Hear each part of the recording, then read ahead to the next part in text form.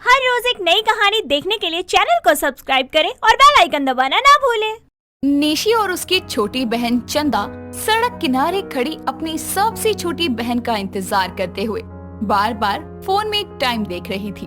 तभी चंदा कहती है, दीदी ये विनी अब तक नहीं आई। इसको कॉलेज से निकलने में हमेशा इतनी देर क्यों हो जाती है? फोन भी तो साइलेंट पर रखा था। वो तो माँ ने कहा कि तीनों एक साथ आया करो, वरना फालतू में अपना टाइम वेस्ट ही करना था। सच में समय की तो कोई कदर ही नहीं है इसे। देखो 10 मिनट और इंतजार करते हैं, नहीं आई तो उसे छोड़कर ही चले जाएंगे। वो दोनों बातें कर ही रही थी कि तभी विनी पीछे से दोनों के कंधे पर हाथ रखती है और वो दोनों एक साथ पीछे मुड़कर कहती है, कौन है बदतमीज? ओहो दीदी, मैं हूँ। आप इतने गुस्से में क्यों हो? जैसे इस भरी गर्मी में आप दोनों की छतरी कोई चुरा ले गया हो। बस कर, गुस्सा दिलाने के काम करेगी तो गुस्सा ही आएगा ना। हमेशा लेट ही आती हो। अब क्या करूँ दीदी, मेरे दोस्त मुझे जाने ही नहीं देते। जाने नहीं देते या तेरा मन नहीं करता आने का? वो घर चलो ना, अब लेट नहीं हो रहा है। इतना कहकर वो तेजी से आगे बढ़ने लगती है और वो दोनों भी पीछे चलती हैं। कुछ दूर चलने पर तीनों को सड़क किनारे कचरा फैला हुआ दिखता है और तीनों वहाँ से गुजर रही होती है। तो सड़क पर फैले ऐसे कचरे को देखकर निशी कहती है, लोग बिना पढ़े लिखे गवार हैं। मतलब कचरा पेटी में कचरा डालने पर तो जैसे उन्हें मौत ही आ जाती है। इतना कहकर निशी फैले कचरे को उठाकर पास पड़े डस्टबिन में डालने लगती है। तभी चंदा की नजरें कचरे में पड़े 500 के नोट पर जाती है और वो फट से उसे उठाकर कहती है, कचरे में 500 का पत्ता? वाह, कचरा बिनने का फल मिल गया दीदी। हैं, सही कह रहे हो। अरे किसी बेचारे के गिर गए होंगे। तुम पहले मेरे साथ ये सारा कचरा उठवाओ। हमारा मोहल्ला साफ रखना हमारी जिम्मेदारी है। हाँ, क्योंकि हम पढ़े लिखे गंवार नहीं है ना। तीनों कचरा उठाकर डस्टबिन में डालती हैं और सड़क को साफ कर देती हैं। जिसके बाद तीनों गंदे हाथ लिए घर पहुंचती हैं और फिर दबे पांव अपने कमरे में जा रही होती है। तभी उनकी माँ शैलजा तीनों को रोक कर कहती है, क्यों निकम्मियों, ऐसे दबे पाँव कहाँ खिसक रही हो? आए हाय, इतनी बदबू क्यों आने लगी अचानक? और तुम तीनों कहाँ से मजदूरी करके लौट रही हो? लो, बीन को क्या बोले? वो माँ कॉलेज में वेस्ट मटेरियल कलेक्ट करने का प्रोजेक्ट था, तो मेरी दोनों दीदियाँ मेरी हेल्प करवा रही थी। वेस्ट मटेरियल क्या कह रही है? पल्ले नहीं पड़ रहा।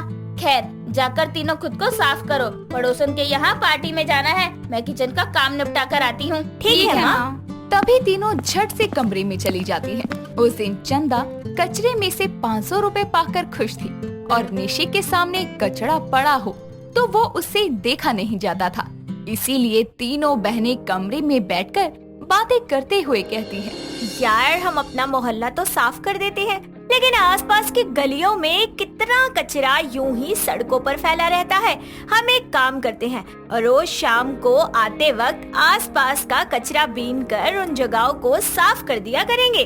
पर क्यों? ये काम हमारा थोड़ी ना है। हम कोई कचरे वाली लग रही हैं क्या? चुप कर। अरे पागल, देख आज कचरा उठाते हुए 500 का नोट पाया। ऐसे ही क्या पता कभी ज्यादा पैसे मिल जाए। क्या दीदी, अब पैसे के लिए कचरा बिनवाओगी? जी नहीं। अच्छा मतलब कचरा फैलाना हमारा काम है, साफ करना नहीं। इस मोहल्ले कॉलोनी के प्रति हमारे भी तो कुछ कर्तव्य है कि नहीं? अरे दीदी, आप तो सफाई के नाम पर इमोशनली हो जाती हो। ठीक है, मान गई मैं। इस तरह तीनों बहनें घर से एक प्लास्टिक का थैला बैग में रखकर ले जाया करती और शाम को आते वक्त अलग अलग गलियों में जाकर कचरा थैले में भरकर उस जगह को साफ करती। एक दिन कचरा बीनते हुए चंदा को एक सोने की अंगूठी मिलती है, जिसे देखकर वो हैरानी से कचरे से भरा थैला सड़क पर गिरा देती है और सारा कचरा वहीं फैल जाता है। तभी वहाँ अपने कचरे का थैला लिए निशी आती है और चंदा के आसपास कचरा फैला देखकर उसके सर पर अपने गंदे हाथों से जोर से मारकर कहती है, ये क्या, तू सफाई करने आई है या कचरा फैलाने आई है? क्या कर रही है ये सब? ओ नो, सब फैल गया। कोई नहीं, आप ये देखो, मुझे सोने की अंगूठी मिली है। लगता है कचरा फेंकते हुए किसी के हाथों से गिर गई होगी। सच में कचरे में तो तुझे भी बहुत कुछ मिल रहा है। वही तो, अभी तो मैं सारा कचरा छान मारूंगी। ऐसे ही तीनों बहनें रोज कचरा बीनना शुरू कर देती हैं और वो कचरा बीन कर एक जगह रख देती हैं, जिससे जो गरीब कचरे वाले हैं उन्हें बिना बिनाया प्लास्टिक का सामान मिल जाए। और उस जगह की सफाई भी होती रहे। एक दिन जब शैलजा मंदिर से लौट रही होती है, तभी उसकी पड़ोसन मधु कहती है, अरे शैलजा, तुझे नहीं लगता आजकल अपने मोहल्ले में कुछ ज्यादा ही साफ सफाई होने लगी है? हाँ, कह तो तू सही रही है, लेकिन अभी तो कचरे वाली गाड़ी भी नहीं आती, तो सारा कूड़ा कहाँ जा रहा है? मुझे लगता है ये कचरा बीनने वालियों के काम है। तू पागल है क्या? कचरे बीनने वाले प्लास्टिक इकट्ठा करते हैं, वो क्यों भला सफाई करने लगे? सही कह रही है। और फिर हमें क्या, कोई भी सफाई करे, मोहल्ला चमक रहा है, यही बहुत है। और क्या? इतना कहकर दोनों हंसने लगती हैं। एक शाम जब तीनों बहनें एक साथ कचरा इकट्ठा कर रही होती हैं, तो वहाँ से गुजर रहे मधु के बेटे मोंटू की नजर तीनों पर पड़ती है और वो हैरानी से खुद से कहता है, ये क्या, शैलजा आंटी की तीनों बेटियां कचरे के ढेर में क्या कर रही हैं? लगता है इनका दिमाग चल गया है। कैसे तीनों बहनें कचरे वाली बनी हुई हैं? इस नजारे को तो फोन में कैद करना पड़ेगा। इतना कहकर वो फोन से उन तीनों बहनों की कचरा बीनते हुए वीडियो बनाता है और तीनों से पंगे लेने के चक्कर में उसे सोशल मीडिया पर अपलोड कर देता है। समय बीतता है। एक दिन शैलजा सारा काम खत्म कर टीवी देखने बैठती है। तभी चैनल बदलने पर कचरे वाली तीन बहनों की न्यूज आती है। ध्यान से देखिए इन कचरे वाली तीन बहनों को, जो दिखने में तो अच्छे खासे घरों की मालूम पड़ती हैं, लेकिन बिन रही हैं कचरा। आखिर ये क्यों मजबूर हैं कचरा बिनने को? देखिए कैसे तीनों कचरे के ढेर के बीच घुसी पड़ी हैं। हाय दैया, ये तीनों की शक्ल मेरी निकम्मियों से मिलती है, कपड़े भी उन्हीं के जैसे हैं। निशी, चंदा, बिनी, अरे कहाँ मर गई? यही हो, इधर आओ तीनों। क्या हुआ माँ? क्या हुआ? मेरी इज्जत का कचरा हुआ। ये टीवी पर कचरे वाली तुम तीन बहनें ही हो ना? हाँ माँ, लग तो ऐसा ही रहा है। नास पिटी, जब है तो लगेगा ही ना। अरे कौन सी मजबूरी में कचरा बीनने लगी तुम तीनों? घर में तो झाड़ू पोछा लगाने में भी तुम्हें मौत आती है और मोहल्ले में कचरे वाली तीन बहनें बनी फिर रही हो। अरे लोग क्या कहेंगे कि मैंने तीन बेटियां नहीं, तीन कचरे वाली पाली है। तीनों की तीनों को मैं बताती हूँ, रुको तुम। इतना कहकर वो इधर उधर देखते हुए हाथ में झाड़ू उठाती है और तीनों बहनें सुताई के डर से बाहर भागने लगती है। शैलजा झाड़ू लेकर तीनों के पीछे घर से बाहर आती है और देखती है कि सारे पड़ोसी बाहर ही खड़े हैं। तभी मधु कहती है, अरे कचरे वाली तीन बहनों, तुम तो छा गई सब जगह। तुम ही थी जिसकी वजह से मोहल्ला इतना साफ सुथरा लग रहा था कुछ हफ्तों से। सुनिए ना, क्या मुझे आप तीनों के साथ एक सेल्फी मिल सकती है? वो क्या है ना, जब से आपकी वीडियो वायरल हुई है, ट्रेंड चल रहा है #कचरे वाली तीन बहनें। क्या हम कचरे वाली तीन बहनों के नाम से मशहूर हो गए? अरे दीदी, ये अच्छी बात है या बुरी? मुझे तो समझ ही नहीं आ रहा। अरे ये तो बहुत अच्छी बात है। जहाँ सभी लोगों को साफ सफाई रखनी चाहिए, कूड़े को इधर उधर ना फेंककर डस्टबिन में डालना चाहिए, वहीं लोग बिना सोचे समझे कहीं भी आते जाते कूड़ा कर जाते हैं और आप तीनों उस कचरे को साफ कर सही जगह पहुँचाते। इस तरह तो आपने लोगों में कचरे को लेकर जागरूकता फैलाई है। अरे और क्या, इसके लिए तुम्हें कचरे वाली तीन बहनें नहीं, सफाई वाली तीन बहनें कहना चाहिए। और शैलजा, तू क्या झाड़ू लेकर खड़ी है? ऐसी बेटियों की तो तुझे आरती उतारनी चाहिए। मोहल्ले वालों से अपनी तीनों बेटियों की तारीफ सुनकर वो झाड़ू को जमीन पर पटक देती है और समझ जाती है कि उसकी बेटियों ने उसका सर झुकाया नहीं बल्कि उठाया है। नेहा एक बहुत ही सीधी सादी और रामपुर में रहने वाली लड़की थी, जिसकी शादी आकाश नाम के लड़के से हो चुकी थी और शादी के बाद वो अपने पति के साथ उसके घर शहर में आकर रहने लगी थी। शादी के कुछ साल तक सब कुछ बिल्कुल ठीक चलता है, मगर आकाश आए दिन उसको हमेशा ही बेवकूफ बनाया करता था और वो उसे सस्ती चीजें लाकर उनको महंगा बताकर अपनी पत्नी को दिया करता था। ऐसे ही नेहा के जन्मदिन से एक रात पहले उसका पति उसे एक साड़ी गिफ्ट करता है। नेहा वो साड़ी देखकर उससे बोलती है, ये साड़ी दिखने में कितनी सस्ती लग रही है। अरे तुम गांव से हो, तुम्हें क्या ही पता शहर का फैशन। पता भी है, पूरे 5000 की साड़ी है और शहर के बेस्ट मॉल से लेकर आया हूँ, लेकिन तुमने इसकी बेइज्जती करके अच्छा नहीं किया। अरे नहीं नहीं, मुझे माफ कर दीजिए, मेरा वो मतलब नहीं था। अगर आप लाए हैं तो जरूर महंगी और सबसे सुंदर साड़ी है ये। आज तो माफ कर रहा हूँ, लेकिन फिर कभी ऐसा किया तो भूल जाना। जी अब ऐसा कभी नहीं होगा। इस बेवकूफ को क्या ही पता कि ये सस्ती सस्ती साड़ियाँ देकर हमेशा इसको बेवकूफ बनाता हूँ और ये बन जाती है। ऐसे ही कुछ दिनों के बाद नेहा आकाश के गिफ्ट की हुई उसके जन्मदिन वाली साड़ी को पहनकर मार्केट जा रही होती है कि तभी उसको पड़ोस की सीमा मिल जाती है और बोलती है, अरे नेहा, तुम्हारी साड़ी तो बड़ी अलग से लग रही है। हाँ, अलग तो होगी ही ना। मेरे पति शहर के सबसे बड़े मॉल से लेकर आए हैं। पूरे 5,000 की साड़ी है ये। लग रहा है किसी ने बेडशीट का कवर लपेट दिया हो। क्या हुआ? कुछ बोलती क्यों नहीं? वैसे तुम्हें पता है कि मेरे पति हमेशा ही मुझे ऐसी महंगी महंगी साड़ी देते हैं तोहफे में।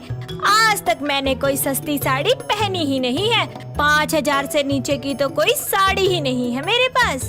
बहुत प्यार करते हैं ना तुम्हारे पति तुमसे, इसलिए तभी तो पागल बना दिया। सड़क छाप चीज को हजारों का बता दिया। हाँ, प्यार तो बेशुमार करते हैं। अच्छा, अब मैं चलती हूँ, सामान भी लेना है काफी। नेहा सामान लेकर घर वापस आती है। देर हो जाने की वजह से उसकी सास जानकी उससे कहती है, क्या री, पूरा बाजार खरीदने लग गई थी क्या? नहीं नहीं माँ जी, वो बस इन्होंने मुझे इतनी महंगी साड़ी तोहफे में दे दी है कि जहाँ भी जाती हूँ लोग चर्चा करने लगते हैं। अरे कितनी महंगी है ये साड़ी? माँ जी, पूरे 5,000 की। अच्छा, तो अपनी बीवी को 5,000 की साड़ी दी जा रही है और माँ को भूल गया वो नास पीटा कहीं का। आने दे, अच्छे से खबर लूंगी उसकी। अरे दे क्यों ना, पत्नी हूँ मैं उनकी, इतना ध्यान रखती हूँ उनका, उनके घर का, इतना तो दे ही सकते हैं मुझे। और आप क्यों जल रही हैं मेरी महंगी साड़ी से? आने दे इसको, अच्छे से खबर लूंगी उसकी। बहुत मनमानी कर रहा है आजकल, पैसे क्या पेड़ पे लगे होते हैं। नेहा इठलाती हुई वहाँ से चली जाती है और जानकी गुस्से में बड़बड़ाती रहती है। इसी तरह शाम ढल जाती है और आकाश ऑफिस से घर आता है। तब जानकी उससे कहती है, क्यों रे नास पीटे, अपनी बीबी को 5,000 की साड़ी दी तूने और अपनी माँ को क्या दिया अब तक कमा कर? माँ, तुम्हें भी दे दूंगा ना वैसी साड़ी, क्यों बिगड़ रही हो इतना? नहीं, मुझे इससे ज्यादा महंगी साड़ी चाहिए। अरे भले ही इसकी साड़ी का दाम ज्यादा हो, मगर देखने में कितनी सस्ती सी लग रही है। मुझे तो 10,000 की साड़ी चाहिए और कल ही दिलाएगा तू, और मैं भी चलूंगी तेरे साथ। अब 10,000 की साड़ी? हाँ, अगर नहीं दिलाया ना तो तेरी खैर नहीं। अपनी बीवी को महंगी साड़ी दिलाता है, 5-5 हजार की साड़ियाँ लेकर आता है, तो अपनी माँ पर 10,000 तो खर्च कर ही सकता है ना। अगले ही दिन जानकी और आकाश दोनों ही साड़ी लेने जाते हैं और जानकी उसको लेकर एक बड़े से मॉल में चली जाती है और वहाँ पर अपने लिए 10,000 की साड़ी ले लेती है। वहाँ से घर आते वक्त आकाश मन ही मन बात करता है और कहता है, कुछ सस्ती साड़ी देखकर बेवकूफ बनाने के चक्कर में आज खुद का चूना लग गया। ऐसे ही कुछ दिन बीत जाते हैं और जानकी की डिमांड आए दिन बढ़ती ही जाती है। वो अपने बेटे को लेकर महीने में 2 से 3 बार मॉल जाकर महंगी महंगी साड़ियाँ ले आया करती। इन सब से तंग आकर आकाश अपनी माँ के कमरे में जाता है और उनसे कहता है, माँ, जितनी मेरी कमाई नहीं है उतने की आप साड़ी ले लेती हो, क्या बचाऊंगा मैं, आप ही बताओ। क्यों रे, जब अपनी बीवी को इतनी महंगी साड़ियाँ दिलाता है तब तेरे पैसे खर्च नहीं होते क्या? माँ, क्या बताऊँ आपको, नेहा तो बेवकूफ है, उसको मैं पागल बनाया करता हूँ।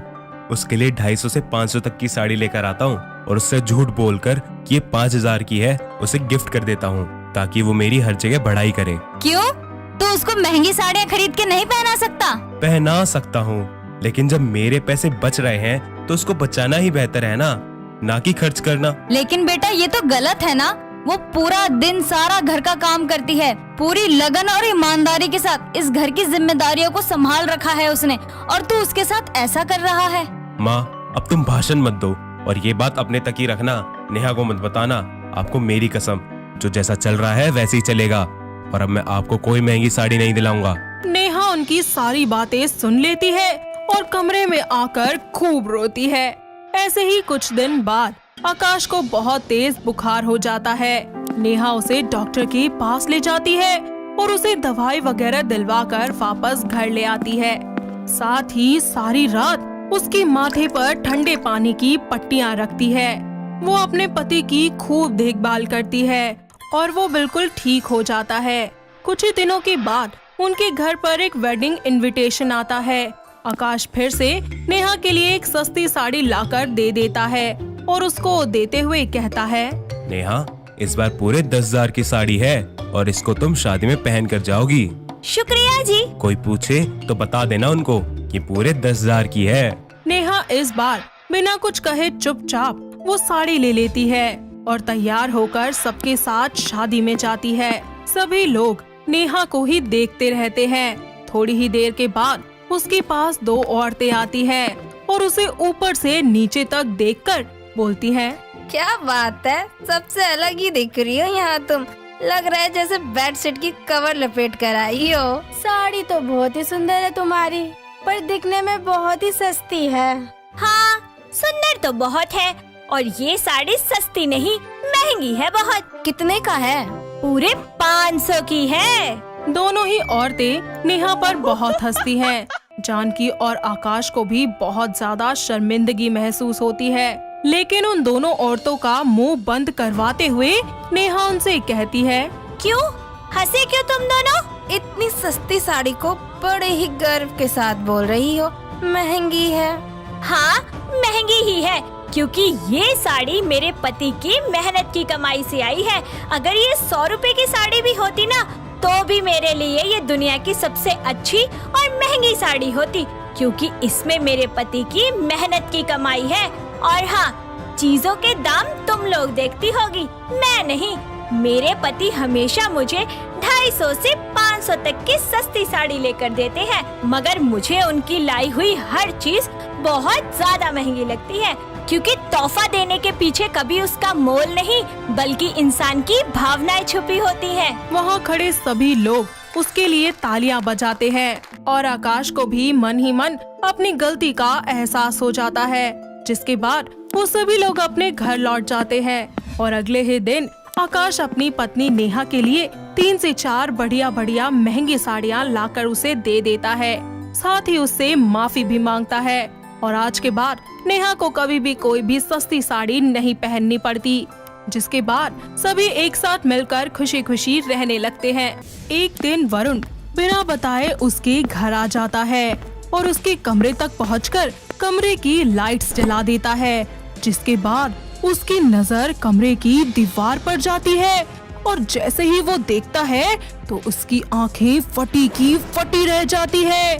शमिता की दीवार पर उन सभी लोगों की फोटोज थी जिन जिन का एक्सीडेंट हुआ था।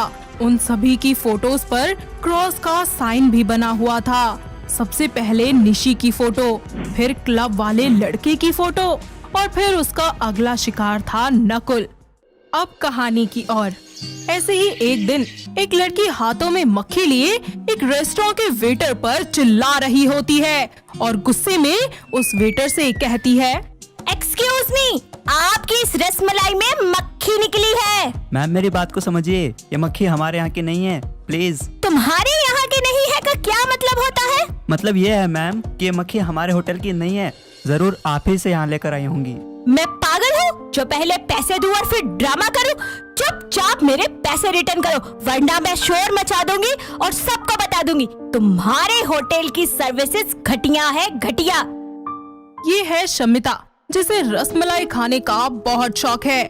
वो इसीलिए एक रेस्टोरेंट में रसमलाई खाने आई थी, लेकिन अचानक से उसकी नजर रसमलाई में पड़ी हुई मक्खी पर जाती है और वो गुस्से से वेटर को जोरदार थप्पड़ मारती है और उसको 2-4 बातें सुनाने लगती है और फिर वेटर से गुस्से में कहती है, कितना घटिया होटल है ये, और उससे भी घटिया है यहाँ के सर्विसेज। मैम प्लीज मुझे माफ कर दीजिए। इस होटल के ओनर को बुलाओ अभी के अभी। 5 मिनट के बाद उस रेस्टोरेंट का मालिक आता है और जब शमिता उसे देखती है तो वो बहुत हैरान हो जाती है और उससे बोलती है, अरे वरुण, तुम? हाँ, वैसे हुआ क्या शमिता, तुम इतना गुस्से में क्यों हो? वरुण शमिता का ही फ्रेंड होता है और वो अपने कॉलेज टाइम से ही शमिता से प्यार करता था, पर कभी भी उसे अपने दिल की बात नहीं कह पाया था। साथ ही वरुण अब उस रेस्टोरेंट का मालिक भी था।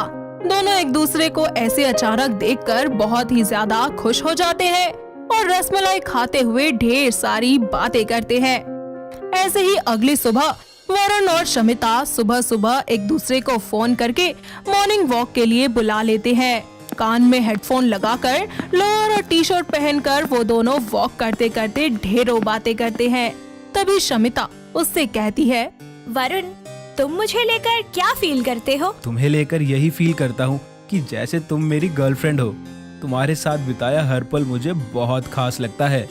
दिल करता है तुम्हें हमेशा के लिए अपना बना लूं। हाँ वरुण, यह फीलिंग तो मेरे भी अंदर है तुम्हारे लिए, और यही मैं तुमसे कब से कहना चाहती थी। I love you Varun. Love you too मेरी जान। इस तरह वो दोनों एक दूसरे से अपने प्यार का इजहार करते हैं। ऐसे ही एक दिन वरुण और शमिता दोनों कार में बैठकर कहीं जा रहे होते हैं कि इसी बीच वरुण की दोस्त निशी का उसे फोन आता है। तो वहीं शमिता का वरुण को इतनी देर तक किसी लड़की से फोन पर बात करना बिल्कुल भी पसंद नहीं आता।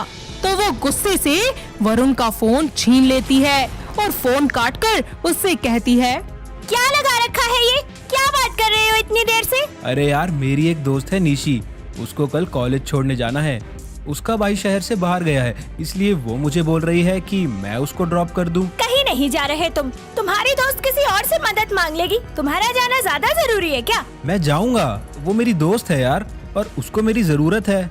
ऐसे ही अगले दिन जब वरुण निशी को छोड़ने के लिए उसका बस स्टॉप पर इंतजार कर रहा होता है, तभी निशी का कॉल आता है कि उसका एक्सीडेंट हो चुका है।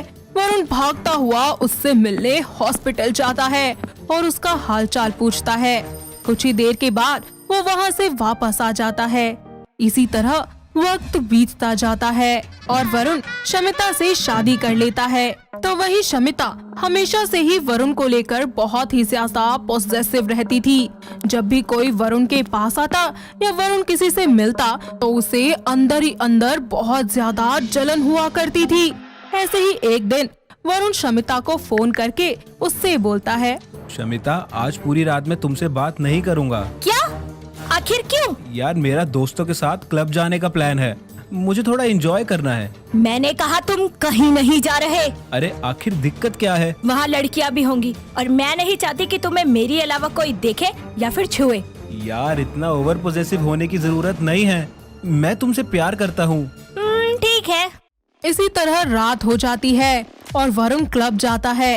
वहाँ पर वो बहुत सारी ड्रिंक करता है और अपने दोस्तों के साथ खूब एंजॉय करता है।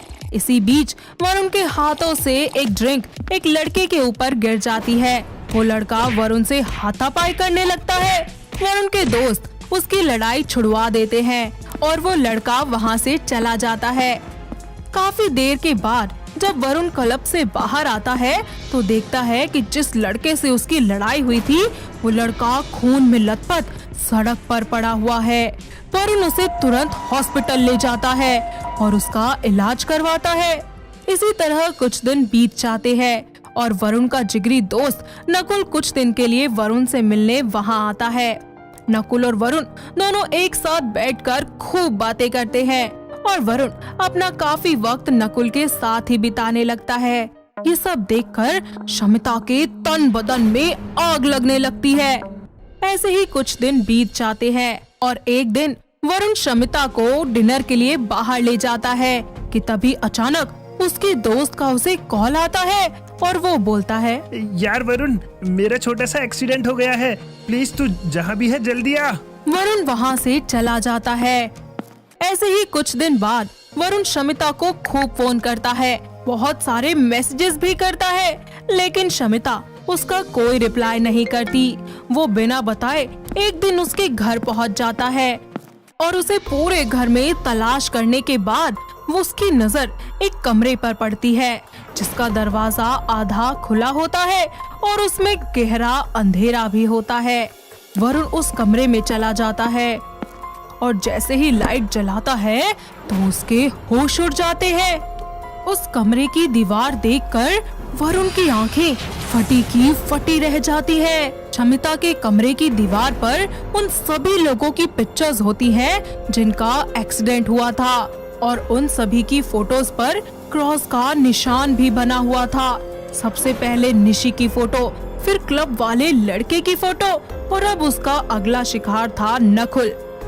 ये सब देखने के बाद वरुण जैसे ही कुछ करने की कोशिश करता है तभी वहाँ पर शमिता आ जाती है और वरुण उसे जोरदार थप्पड़ मारते हुए उससे कहता है, तो इसके पीछे तुम्हारा हाथ था। हाँ, मेरा हाथ है।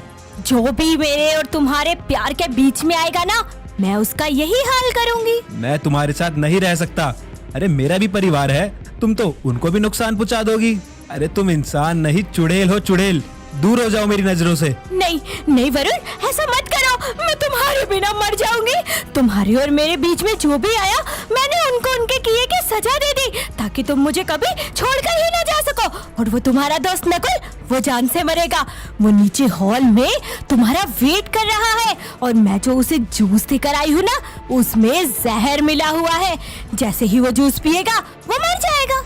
वरुण जल्दी से शमिता को धक्का देता है और भागता हुआ नीचे चला जाता है। साथ ही नकुल के हाथों से जूस का गिलास छीनकर गिरा देता है और उसे सारी बातें सब सच सच बता देता है। तो वही शमिता भी खिड़की से कूदकर फरार हो जाती है, जिसके बाद नकुल और वरुण दोनों मिलकर उसके खिलाफ पुलिस कंप्लेंट करते हैं। थोड़े ही समय के बाद पुलिस शमिता को पकड़कर जेल में बंद कर देती है। इतना सब होने के बाद वरुण उसे डाइवोर्स दे देता है और हमेशा के लिए उससे अलग होकर अपनी जिंदगी में आगे बढ़ जाता है। दोस्तों, अगर आपको ये कहानी पसंद आई तो इसे लाइक करें, शेयर करें और कमेंट करके बताएं कि कहानी में आपको सबसे अच्छा क्या लगा।